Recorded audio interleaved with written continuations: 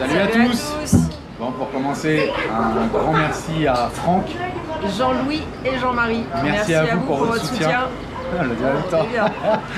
Bon, dans cette vidéo, on va au parc Podocarpus. On prend la flotte sur la tronche à mort. En fait, c'est un parc qui est dans le début de la forêt amazonienne, enfin la forêt équatorienne. Il fait Ça change. Très chaud, mais du coup, il pleut, mais c'est vraiment chaleur tropicale, quoi. Ouais, c'était vraiment chouette. Et ensuite, on part se faire un petit bivouac au bord de la rivière. Et bah, quand on est au bord d'une rivière, on fait le plein d'eau, quoi. Ouais. Et après, il y a sûrement autre chose, mais on se rappelle plus. Donc, bonne vidéo, à bientôt. Bonne vidéo. Ciao. Ciao. Bienvenue sur la chaîne XCG Family, où vous pourrez suivre notre aventure.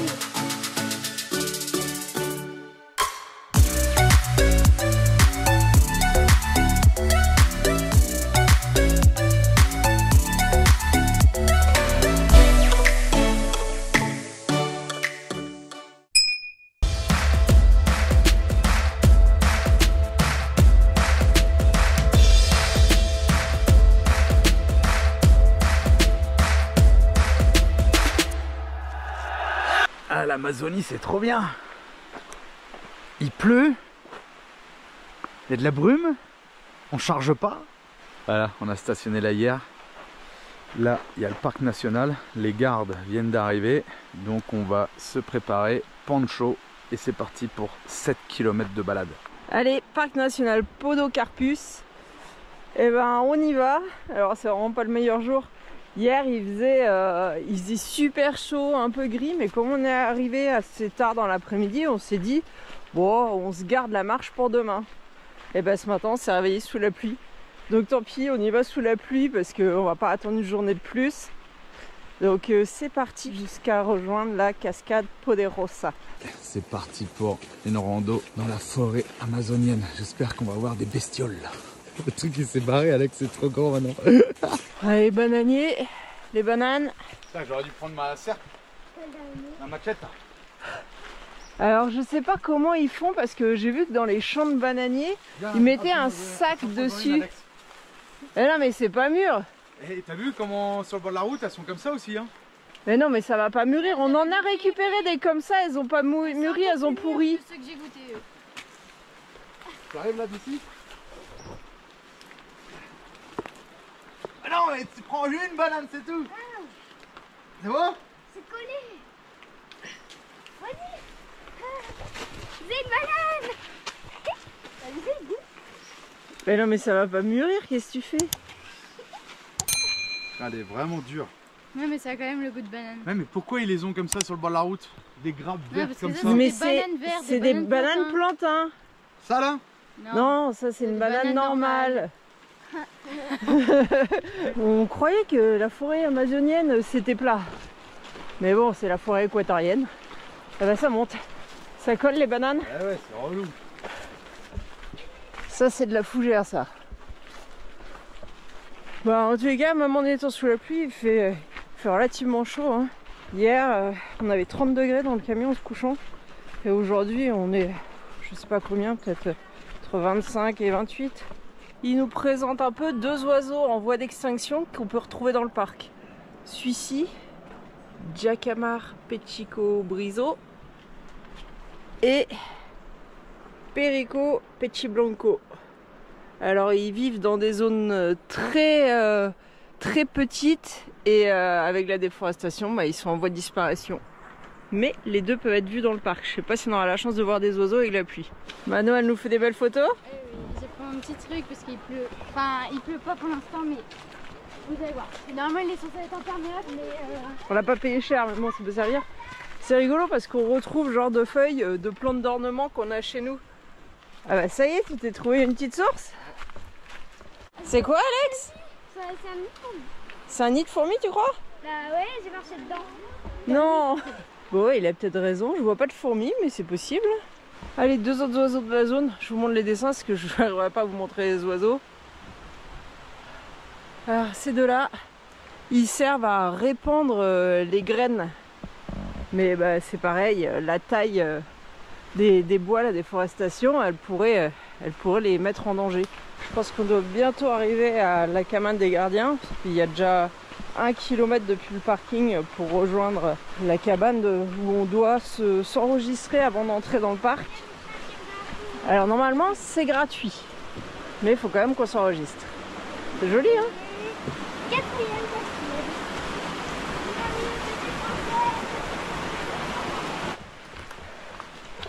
Bon bah, je crois que ça va être dur hein. En fait ça monte, ça descend, ça monte, ça descend. On n'avait pas prévu de faire de la montée. Bon, avis à ceux qui connaissent la botanique, regardez les mini plantes là. Je trouve que ça ressemble vachement à des plantes carnivores avec leurs petits poils là. On peut pas regarder, on n'a pas de réseau. Sur PlanteNet. Ouais, et quand bien même, ils trouvent rien. Non mais c'est pas le genre qui se referme, ça c'est plus les mouches à restent collées. Ouais. Je sais pas. Peut-être pas hein, mais ça ressemble. Ouais ça y est, on est arrivé. Qu'est-ce que tu fais? J'ai faim. Mais t'auras rien à manger tout à l'heure, hein, j'ai pris un pain par personne. Bah, je le mange maintenant. Ok. Alors un truc qui est bien, c'est qu'en fait, on peut camper ici. Vous faites votre kilomètre à pied, mais si vous avez une tente, vous pouvez camper ici pour le départ des balades. Et là, apparemment, c'est des arbres fruitiers. Mais je comprends pas le nom qui dit, c'est pas un fruit qu'on connaît, je crois. On est à 950 mètres de Altura. Et le petit arbre que vous voyez là, c'est un conifère qui s'appelle Podocarpus. Et c'est ça qui a donné le nom au parc. Mais apparemment, il y a plein d'arbres ici. Je sais pas si vous voyez les belles planches rouges là. Ça vient des arbres, alors comme celui-là ou comme celui-là, qui en fait donnent du bois très très dur de bonne qualité. Et bon, évidemment, tout est protégé dans le parc. Mais il nous expliquait qu'ici, il y avait beaucoup de gens, mais depuis seulement quelques années, qui se lancent à rechercher l'or et qui font des recherches dans la rivière. C'est illégal, hein, mais qu'il y a un peu la folie de l'or qui est apparue il y a quelques années ici. Les gens, ils réalisent pas qu'ils ne vont jamais être riches avec ça, mais bon. Et ils rentrent dans le parc pour faire ça. Dans toute la zone, il y a des ours à lunettes, ils appellent ça comme ça. C'est des ours noirs avec comme des lunettes blanches. Et en fait, ils mangent cette plante-là. Ils arrachent les feuilles et ils mangent le cœur de la plante.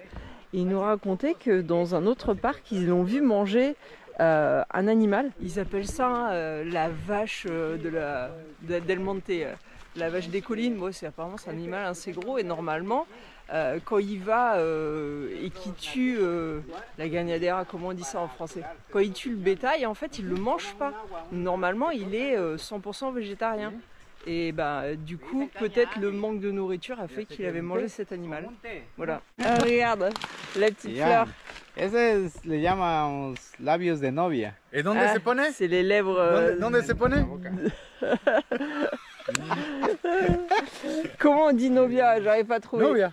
Oui, mais en français. Marié. Non, de la. Non, avant de se marier. Moi j'aurais dit plus pute, mais bon. Bon le guarda-parc il est super sympa. Il nous a dit si vous voulez, je vous accompagne à la cascade. Comme ça, il nous explique un peu les plantes, les oiseaux. Sympa, mais moi il me fait peur avec ses lèvres. Les oiseaux, si jamais on en rencontre. Et d'ailleurs, il nous a dit que c'était le seul endroit au monde tiens, où on pouvait trouver. Ah, c'est ça que tu voulais montrer? ouais. Este planta no es carnivorio? No. Ah, urticante. Non? Pica? No, no tiene. No, Ah non, donc c'était pas carnivore. Et du coup, c'est le seul endroit au monde où on trouve sur 1 mètre carré le maximum de plantes. C'est fou ça? Alicia, tu t'es battue avec tes cheveux cette nuit? Grave. Ouais, Alicia, c'est une catastrophe, ses J'avais cheveux. pas te donner. On a posé la question au guarda-parc, ça grimpe? Il a dit non, ça va, ça grimpe pas trop. Non, pas trop. Il y a des escaliers depuis tout à l'heure. Alors, les taches blanches là, c'est la sève de cet arbre. Je sais pas le nom de la sève, mais en fait, on s'en sert pour faire des massages, on extrait de l'huile. Au début, nous on a cru que c'était des crottes d'oiseaux. Ouais, c'est cool qu'ils soient avec nous, sinon on n'aurait pas su tout ça.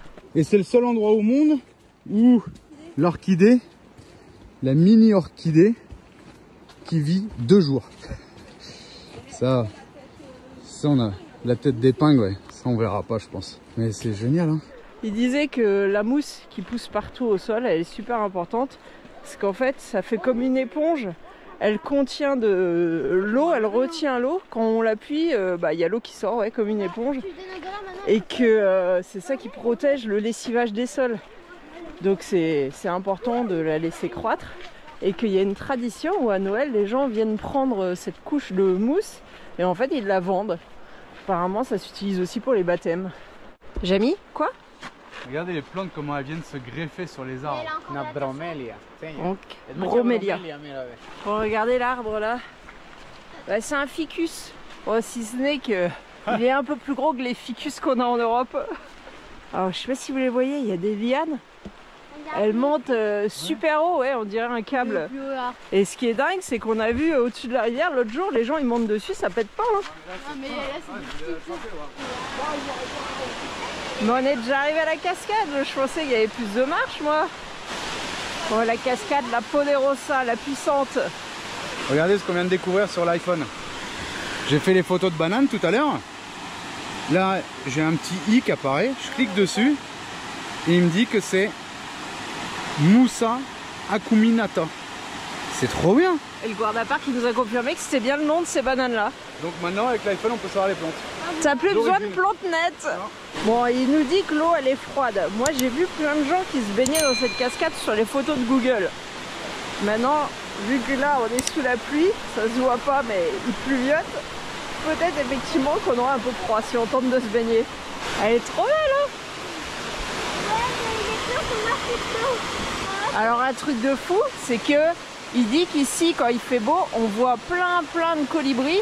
Parce qu'en fait, ils font leur nid derrière le voile d'eau de la cascade pour pas être embêtés. Et apparemment, l'eau, elle les dérange pas pour voler. Du coup, ils se cachent là derrière la cascade. Parce qu'ils battent des ailes tellement vite que ça doit retirer l'eau et ça les gêne pas pour voler. Alex, il est motivé, il veut traverser pour enlever les chaussures. Parce que marcher avec des chaussures mouillées, c'est un coup à choper des ampoules après. S'il tombe dans l'eau, je rigole. Méchante sœur.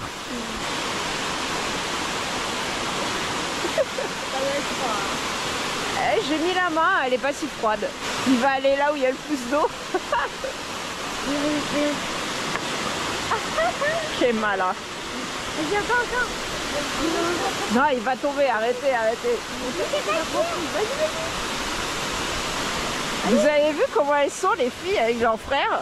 Elles sont méchantes. Bon bah on aura vu la cascade et je croyais que c'était 7 km mais je pense qu'elle est mal placée sur Google. Parce qu'on a fait 1 ou 2 km à tout casser. Ouais, je pense que finalement on a bien fait de venir alors qu'il faisait un peu humide. 1 ou 2, pas plus? 2,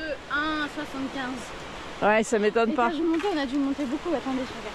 Étage monté, je sais pas. Donc on a fait 2 km, on va dire, et 27 étages montés et 3000 pas. Ouais, Donc ça va. c'est nul. Oui, mais au moins on aura fait un peu de sport. Mais t'as dit que ça avait 17 km aller-retour. Non, c'est bon. Et je croyais que c'était 7 km pour y aller, mais je pense que c'est le Mirador qui est très loin. Alors pourquoi on y va? Bon, on n'y va pas, un autre Mirador. Il pleut, il mouille, c'est la fête à la grenouille.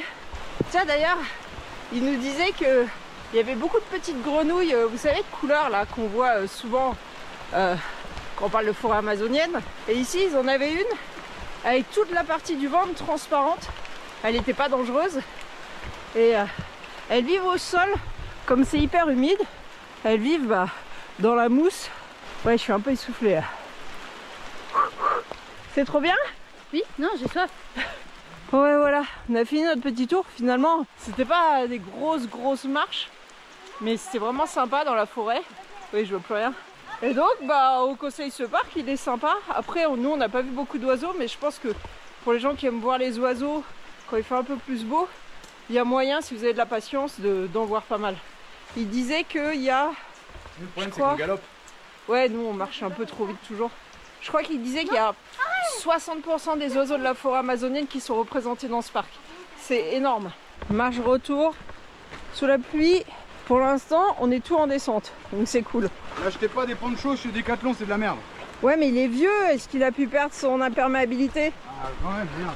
C'est censé protéger de la pluie, sauf qu'il est mouillé dedans et mouillé dehors. Ouais, Julien, il a des goûts de luxe, il achète The North Face. Bah ouais, mais The North Face, c'est étanche. Ah non. Bon, c'est beau quand même, la jungle. Donc là, on est au début de la forêt amazonienne. C'est ici qu'elle commence, enfin, en tous les cas en Équateur.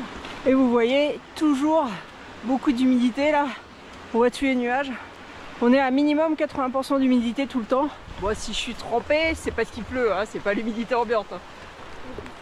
Hein. Ça t'a gavé le pas? Est-ce qu'on peut remonter sans glisser? En marchant sur le nid des fourmis? Ah, ça va, ça glisse pas. C'est un peu sableux. Regardez. D'habitude j'ai les cheveux lisses et là regardez ils sont tout bouclés. Trop bizarre. Toi on dirait que t'as les cheveux gras. Ouais, et bah il y a la brume qui est en train de descendre là. La pluie ça se calme. Et nous on va reprendre la route. Et on va essayer d'aller au bled d'à côté, Zamora. Voir si on peut se poser à côté de la rivière. Parce que si jamais le soleil se lève, on sera content de pouvoir aller se mouiller dans la rivière. Ça se voit qu'on est à la forêt amazonienne. On entend les singes.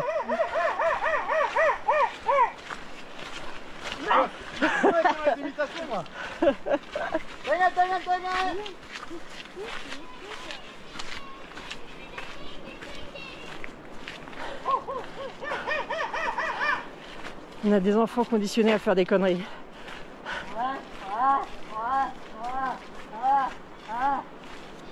C'était quoi ça? Avant les dinosaures encore. Ah d'accord. Pour ça, ça me disait rien. Regardez le beau trou d'araignée. Ah bah elle est dedans. On voit ses petites pattes. Enfin, ses grosses pattes parce qu'elle est quand même balèze. Je sais pas si vous voyez ma main à côté, je m'approche pas, j'ai peur des araignées. Bon, en tous les cas, ce parc est sympa. Je le recommande, d'autant qu'il est gratuit. Ceux qui veulent visiter le parc Podocarpus avec des singes comme Julien, il démarre soit à Zamora, c'est là où on est, donc la partie forêt équatorienne, soit à Lojas en altitude et vous avez un autre type de forêt. Allez, on repart. Pourquoi c'est dangereux d'enlever les cales? Parce que quand il pleut... Ah, tourne-toi. Trempe. Bon bah malgré la pluie, elle est pas plus grosse qu'hier la cascade. Hein.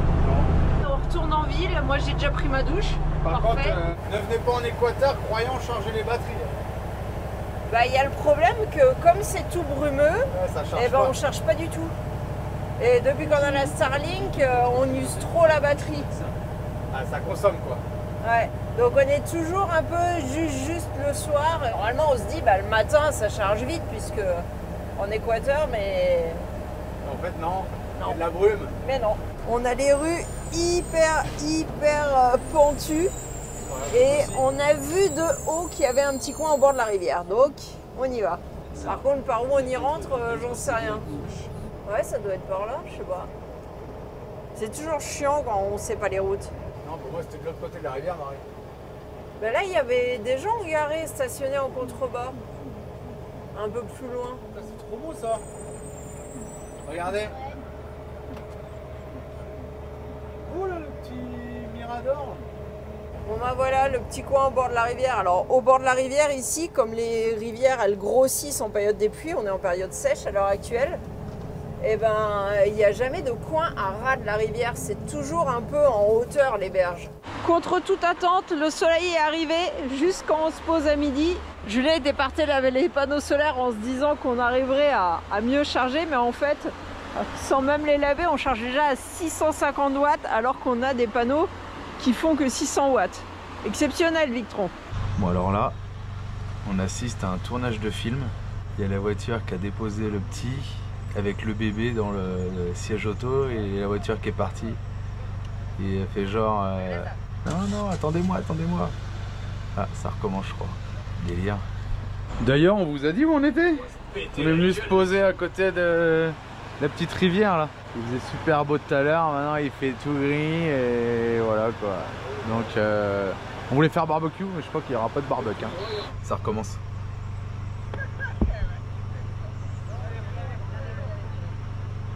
Ils ont loupé la prise. Allez, regardez. Ah, c'est vrai que j'ai pas filmé, j'aurais dû filmer. Ah, j'ai tellement serré. Ah, vas-y. Ça, c'est le pot des copains de Raphaël. On a toujours gardé le même pot. Tiens bien. Alors, regardez-moi ce beau sel que je fais. Ça, c'est du sel à Paris-Chat que je fais moi-même. Avec du romarin, de l'aneth, du comino, du cumin, le truc marocain. Oh la vache, je me crois au bled. Poivre. Tous les épices que vous avez. Hein. Par contre, il faut bien respecter le grammage. Si vous voulez la recette, envoyez-nous un commentaire, je vous dirai. Il faut bien respecter ça. Bien sûr, du sel. Il manque du paprika, on en a pas. Ah, le paprika. Non, j'ai mis un truc à assado que tu m'as donné rouge. Je sais pas ce que c'était. J'ai tout mis dedans. J'ai mis 25 grammes. Donc, voilà. Ça, c'est le super sel à parisha pour faire les viandes. T'es censé le faire avec du sel plus gros, pas avec du sel fin, mais on en a pas. On n'a pas. On a des sels soit trop gros, soit trop fins. Et là, Manon, elle nous fait... Vous savez, Manon, c'est la reine de quoi? Et oui, du guacamole. C'est la reine du guacamole, Manon. Ouais, parce que sur les autres recettes, maintenant... Affaiblie hein, sur le reste. Hein. Je vais faire des pizzas. Pourquoi on a une brosse à cheveux là? Pourquoi? Eh, c'est comme ça les XTG, on balance tout. Ah oui, Alissa s'est coupé les cheveux. Non, tu lui as coupé les cheveux. Voilà. Et là, du coup, je suis en train de faire... On est envahi de bestioles. J'ouvre vite fait. Tac. Hop. Je suis en train de faire le petit barbecue. Et je vais aller... Je sais pas quoi faire. Saler la viande. Regardez la belle moustiquaire qu'on a. Vous le saviez qu'on avait une belle moustiquaire comme ça? Il a ouvert, maintenant tu peux filmer le plafond. Le plafond, il y a par là, il y a toutes les bêtes. Le truc à mouche qui est tout neuf. Donc voilà, je continue à remuer ça. Jusqu'à temps que ça soit rouge. Pas trop fort parce que vous voyez, il y a tout qui sort par le chapeau.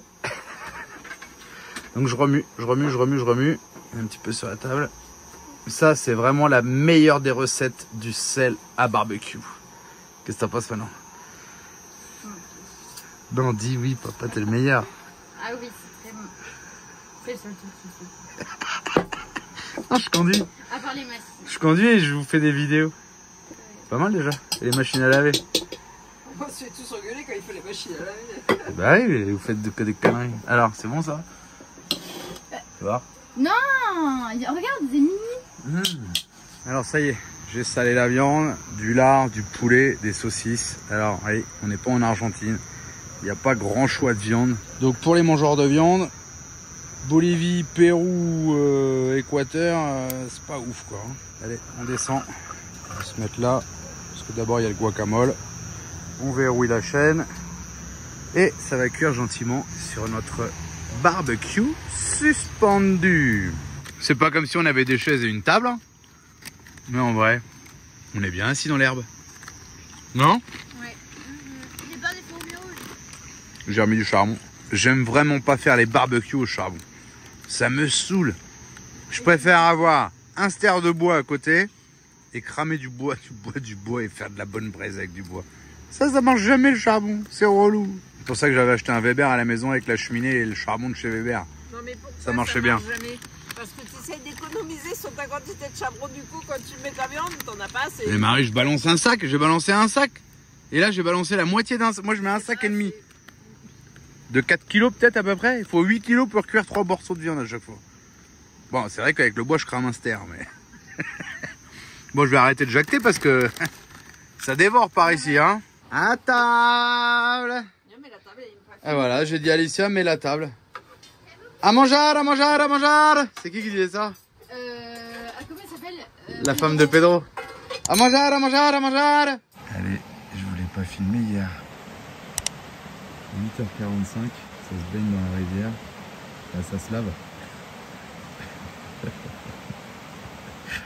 Excellent. Ce matin, plein d'eau. La pompe, le tuyau de pompier, les 2 tuyaux de chez Ozlock et on fait le plein. Tout le monde à la douche, machine à laver, on en profite. Je suis super content, vraiment, je me répète encore, mais le tuyau de pompier, ça n'a rien à voir en fait. Même si je suis raccordé là en style Gardena, quoi. Le débit, il est là, quoi. Et là, on pompe loin, bas, et on a presque 4 litres minute avec les filtres. Donc c'est bien.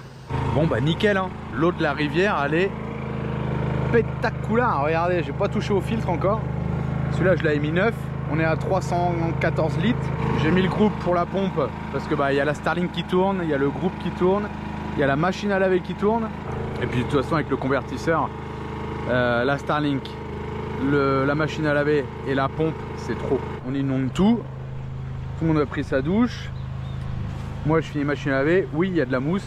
Donc j'ai sorti la machine dehors comme ça peut se doucher à l'intérieur. Et là je fais les machines. Ah, il y a quelqu'un qui m'a demandé c'est quoi ta marque de tuyau d'arrosage? Ozlock. C'est pour moi, hein, le meilleur. Carrément meilleur que le tuyau Gardena. Hein. Ça fait plus de 5 ans qu'on le trimballe, ce tuyau-là, et on n'a jamais eu de problème, jamais eu percé, jamais eu de pliure. Il est vraiment top, cette marque-là est vraiment bien. Maintenant, ils en ont sorti un qui est même blindé, qui m'a l'air pas mal, mais je le trouve pas ici en Amérique du Sud. Sinon, je pense que je l'aurais pris parce qu'il a l'air vraiment sympa. Il a une protection en tissu tout autour, il est vraiment chouette. Et le linge qui s'étend.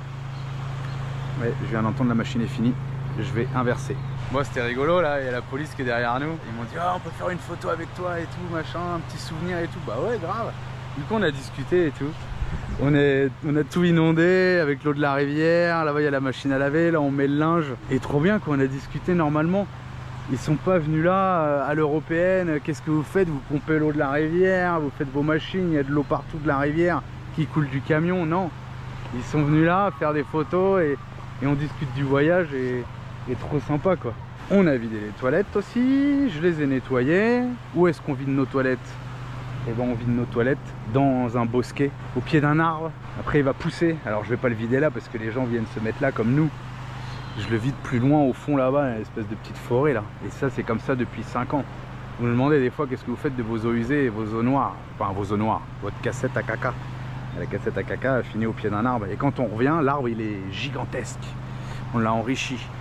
Et les eaux grises on les vide, bon bah là je les vide là directement puisqu'on fait... Ah bah non j'ai pas vidé là. Parce que la machine elle est là. Mais s'il fallait je viderais là directement. Et sinon quand on part sur une piste on vide et puis voilà quoi. C'est comme ça que ça se passe. Quand vous entendez des youtubeurs qui vous disent qu'ils vident dans des aires spécialisées en Amérique du Sud, non, ce n'est pas vrai. Jusqu'en Équateur, ce n'est pas vrai. Il n'y a pas d'aire spécialisée pour les vidanges à part 2 en Argentine. Donc à moins d'aller faire la Bolivie, le Pérou et revenir en Argentine vider ses chiottes, c'est pas possible. Vous avez la réponse. Enfin, vous les avez souvent avec nous. Hein. On vous dit tout, donc voilà. Le plein d'eau est fini, mais je laisse encore la pompe et le tuyau parce que j'ai pas fini les machines à laver. Là, j'espère que ça va sécher. Il me reste 3 machines à faire et après on est peinard quoi. Donc je recompléterai le plein d'eau après et nickel. Ça y est, j'ai fait toutes les machines à laver. On s'est tous lavés. On a quand même chargé 950 litres d'eau de la rivière quand même, hein, mine de rien. Et j'ai tout lavé, plein de choses. Mais Marie, qu'est-ce que tu nous fais? Rien du tout. Marie, elle a écrit un ou des livres? Des 3. Une série de 3. Et elle voudrait essayer de les vendre sur Amazon ou quelque chose comme ça. Donc là, elle est en train de regarder pour faire des mises en page. Enfin, pour faire des pages de couverture. Pour faire des couvertures. Ok, il a fallu télécharger une appli, machin. C'est un truc qui va jamais être fait. Sans doute. Mais en même temps... Mais j'aimerais bien. Si ça pouvait se faire, ça serait bien. Donc bah, si vous êtes intéressé, vous irez sur Amazon quand ça sera sorti un jour. Bon bah toujours au bord de la rivière. On est resté un moment quand même ici. Et on est en période sèche. Hein, ça se voit. En fait, il pleut non-stop depuis ce matin. Et là, on va aller voir quand même la cabane des enfants, parce qu'on vous l'a pas filmé. Ils ont fait une cabane avant-hier. Et bah, ils vont vous la montrer. Alors? Mais là encore notre cabane. Par contre, le ponton. Alors, leur cabane est encore là. Ils sont contents. Non, parce qu'avec la pluie, elle aurait pu partir. Et dis-moi, vous vous êtes basé sur quoi pour faire la cabane comme ça? Sur le Castor Junior. Le livre des castors juniors de papy. Comme quoi ça sert d'une génération à l'autre. Bon bah ils n'ont pas réussi à le revêtir de branches. Normalement ça faisait quand même une petite tente et on met des branches par dessus pour fermer, mais ils n'ont pas trouvé des branches qui tenaient. Et là c'est quoi cette pierre? Non, parce qu'il a fallu que je me trimballe la pierre de la rivière jusque là, elle est super lourde. Là tu mets le feu et là tu mets la gazinière, comme ça chauffe.